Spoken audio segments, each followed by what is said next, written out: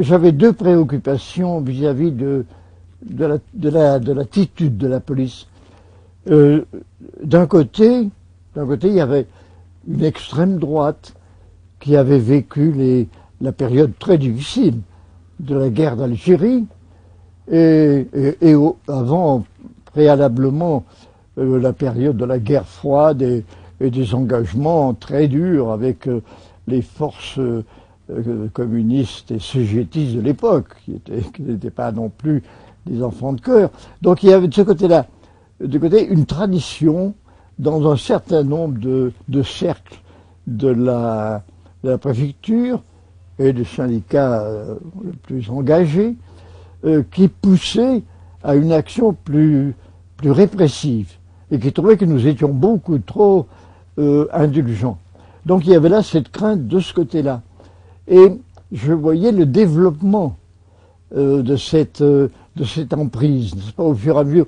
Ça se comprenait. Les policiers étaient aux prises avec toutes ces attaques maintenant depuis plusieurs semaines, et donc le thème qu'on en finisse était porteur. J'avais une autre crainte du côté plutôt gauche, qui était que les jeunes policiers fraîchement recrutés avaient l'âge des manifestants et, ma foi, écoutaient d'une oreille intéressée les propos qui sillonnaient la capitale, la Sorbonne, beaucoup allaient discrètement en civil écouter à la Sorbonne ou à l'Odéon. Donc il fallait maintenir entre les deux une ligne raisonnable. Et c'est lorsque j'ai senti une montée préoccupante de la violence que j'ai décidé de faire cette lettre. Ce jour-là, j'avais eu la visite du responsable du syndicat le plus important de gardiens de la paix, Gérard Monat. C'était le syndicat SGP, qui était venu me dire combien ils étaient soucieux eux-mêmes de se voir gagner à la main par ces éléments extrêmes, n'est-ce pas?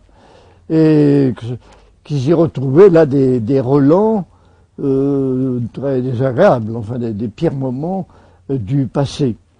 Alors c'est un peu Monat parti, j'ai tout de suite appelé ma secrétaire et j'ai dicté cette lettre que j'ai voulu aussi équilibrer que possible, c'est-à-dire je ne condamnais pas.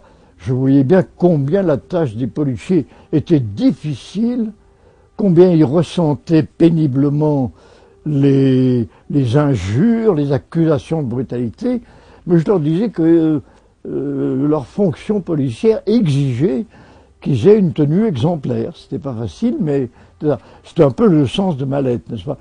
Cette lettre, on a du côté gouvernemental, on a trouvé qu'elle venait bien mal, n'est-ce pas, à un moment où on sentait quelques fléchissements. En fait, je n'ai pas ressenti de tels sentiments dans la majorité des fonctionnaires de police. Je dis bien dans la majorité, parce qu'il ne peut pas y avoir unanimité là-dessus. C'est plutôt le côté gouvernemental qu'elle a préoccupé. Bon, en fin de compte, je ne regrette pas, parce que il faut tout de même toujours essayer de maintenir la police dans la conception qu'elle fait un métier pas comme les autres et qui a ses exigences, n'est-ce pas?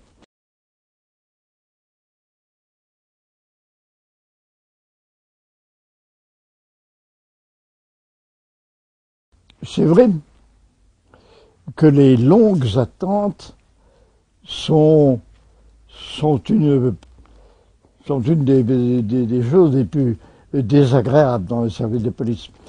Surtout quand on l'attend en face de jeunes adversaires qui vous injurient avec une grande richesse de vocabulaire et qui vous jettent des différents projectiles alors qu'on est tenu de rester immobile. C'est évidemment là l'exemple que je donne dans un précédent livre, l'armée fait ce qu'il te plaît, c'est c'est celui de la longue attente pour la nuit des barricades, où l'on a dû attendre 2 heures du matin l'autorisation du gouvernement, du ministre de l'Intérieur, de passer à l'action, alors que nous avions eu déjà une journée fatigante pour la police, et que tout autour de la Sorbonne, sur tout le quartier latin, s'édifiaient des barricades dont on savait bien qu'on en viendrait à bout, bien entendu, mais enfin qui était quand même à la fois un spectacle pas très convenable et en outre un risque d'affrontement plus dur.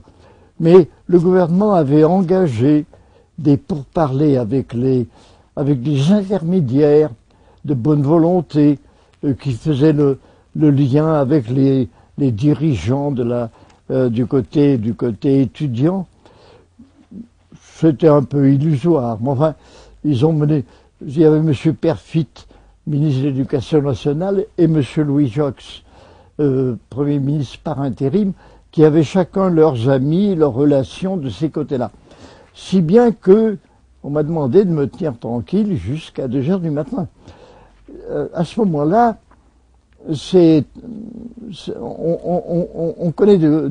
on a de grosses difficultés. Parce que une police qui a attendu, harcelée de coups, d'injures et de mauvais projectiles, qu'on relâche, en lui disant maintenant allez-y, on risque de retrouver un peu les comportements de 1961 dans les bagarres avec les combattants algériens du FLN.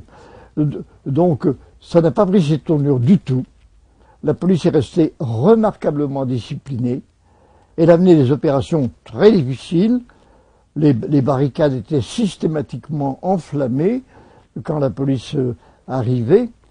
Nous avons eu, comme je le rappelais, de nombreux blessés. Mais le résultat a été celui que nous disions. Donc voilà qu'en effet, l'ennui des longues attentes. L'autre ennui, aussi que je ressentais bien et qu'on nous reprochait souvent, c'était celui de la lenteur des opérations. Et évidemment, nous avions affaire aux adversaires les plus agiles et les plus rapides qu'on ait jamais eus, connaissant merveilleusement toutes les rues et les ruelles de Paris, se réfugiant en haut dans les étages quand il le fallait, donc une mobilité totale. Et nous étions obligés d'avancer avec les véhicules qui contenaient tout ce qui convient, les armements, les grenades lacrymogènes, etc. Ça faisait, ça ralentissait beaucoup les actions. Alors, nous n'avons jamais cessé de bout en bout de réfléchir tous ensemble à ce problème. La leçon de mai 68, c'est que la police doit s'adapter à des situations mouvantes. C'est pas une chose simple sur laquelle on a une recette qu'on applique, etc. Donc il faut constamment s'adapter. Et là, l'adaptation, c'est assez bien faite, bien sûr. Elle a pris plusieurs semaines. Mais à la fin, je le dis aussi dans un de mes récits, autour des opérations là, du 22-24 mai, j'étais très satisfait de voir la rapidité avec laquelle les commissaires réussissaient à mener des petits groupes, pas trop petits parce qu'il ne faut pas risquer le risque qu'ils soient encernés et obligés de tirer, mais des petits groupes mobiles et qui obtenaient de bons résultats. Donc, il y a eu en effet un changement dicté et par les circonstances et par la propre expérience de la préfecture de police.